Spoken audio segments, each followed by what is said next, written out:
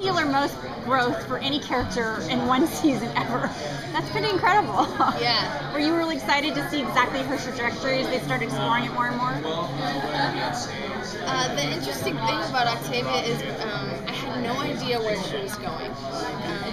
A year ago when I filmed episode 1, so when I did the finale, I just find out on a week-by-week basis, and the directors and the producers, they give us so much freedom to explore that character dynamic on our own as actors.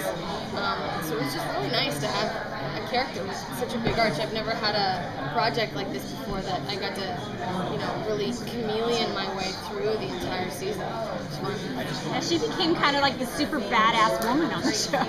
Yeah, she was very much a walls up type girl when she landed. She didn't want to hear it from anybody or anything.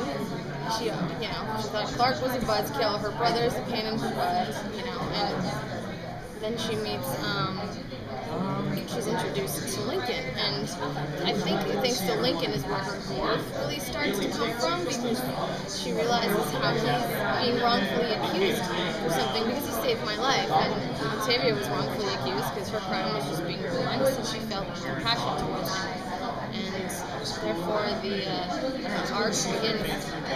And did you think that Octavia and Lincoln would be a couple that fans would kind of take to immediately? No, I didn't even know that the fans would take to the show in general. I knew we were doing great work, but you never know if there's something at the wall. I think it's something about this don't eat the forbidden fruit, mentality has been around in so many wonderful stories through time, like Romeo and Juliet, and it definitely has that parallel, and that's what people want to see.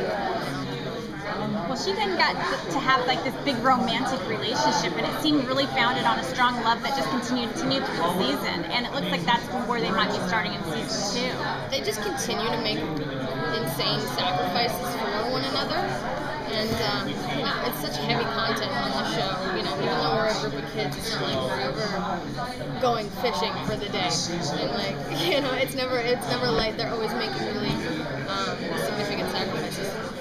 You mentioned previously about how you weren't sure if anyone was going to watch the show. What's the difference between making it a show now that it has a fan base and you know that you're secure in there, and before when what being seen the show? And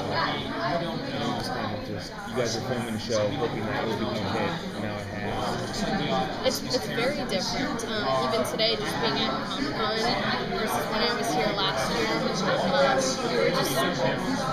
were telling people about this great show and you're gonna love it. It hadn't even premiered yet, so it was a tough sell. So now coming back this year and just having people and fans so invested in our characters and really caring about them and following their arc and their story is such an honor. Especially because it's got nominated for an Emmy. I think it's the first for the CW ever did that. So pretty cool. That's wonderful. Yeah. We're all so proud of our work, and we'll continue to deliver that work in season 2. What was the most shocking moment for you from season 1? I feel like every week when I get a script is pretty shocking. I mean, when Charlotte killed Wells and then killed herself, it's just, it's pretty crazy. I'm like, they're letting us put this on TV? The show just continues to push the envelope, and